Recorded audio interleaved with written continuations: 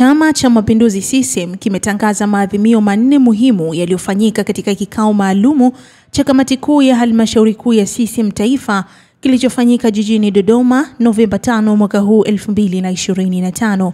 Maadhimio hayo yanatokana na tathmini ya utekelezaji wa sera za chama pamoja na hali ya kisiasa nchini baada ya uchaguzi mkuu uliofanyika siku 8 zilizopita.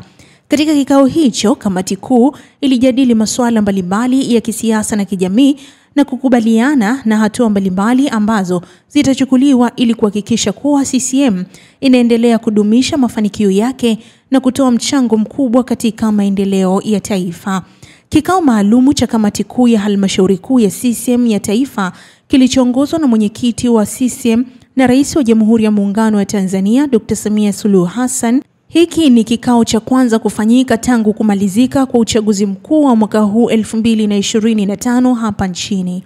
Pamoja na mambo mengine, kikao hicho maalum kilitafakari hali ya kisiasa nchini kabla, wakati na baada ya uchaguzi mkuu na kuazimia kama ifuatavyo.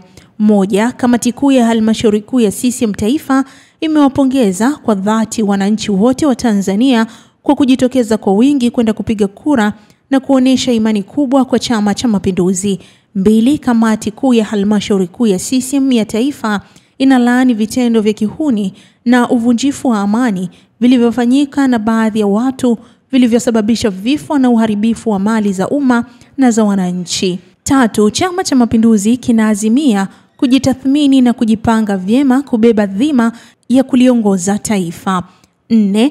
Chama cha Mapinduzi kinaitaka serikali kuchukua hatua muafaka za kuhakikisha nchi inabaki katika hali ya amani na utulivu. Na hayo ndio maadhimio manne yaliyoazimiwa katika kikao maalumu cha kamati kuu ya halmashauri kuu ya CCM Taifa ambapo kilifanyika hapo jana Novemba 5 mwaka huu 2025. Hii ni Uhondo TV, mimi ni Nuru Mangi na kusihi mtazamaji uendelee kuwa karibu nasi ili kuendelea kupata habari zaidi. Usisahau kusubscribe, kulike na kushare ili uwe wa kwanza kuendelea kupata habari zetu.